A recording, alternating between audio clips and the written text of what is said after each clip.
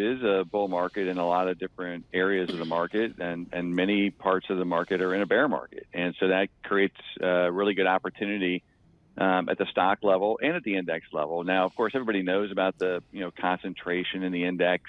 Everyone knows about the incredible outperformance of the high quality growth stocks relative to, say, low quality small caps, and that's what we've been doing. Is we've been really trying to create the relative value trades within the market. The one that's been the most consistent, there's been several over the last 18 months. And by the way, I should have set the stage. It's a late cycle economy. In a late cycle economy, full employment, the Fed is fairly tight. They're maybe about to start cutting.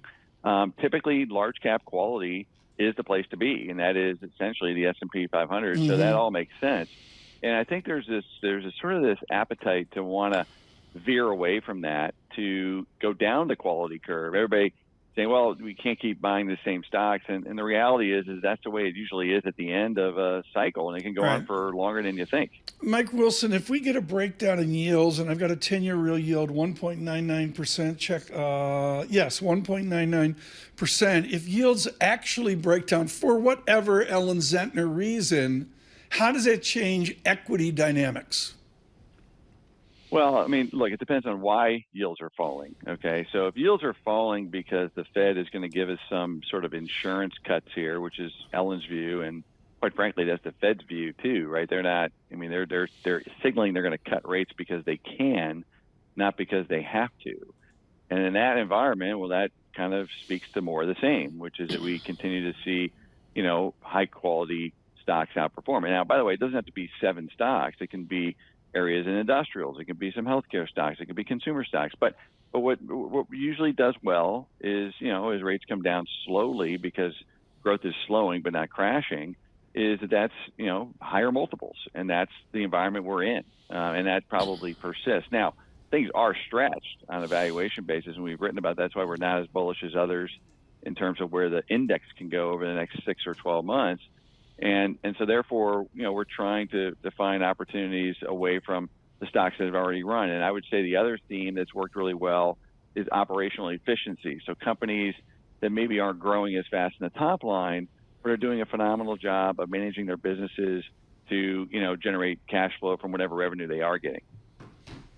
Hey, Mike, talk to us about, I guess, the industrial economy here. Is this a sector we should be looking at away from the Magnificent Seven? I mean, I've got a government is talking about a lot of fiscal stimulus here, a lot of investment spending going forward over the next decade or so, and maybe even some rates coming down.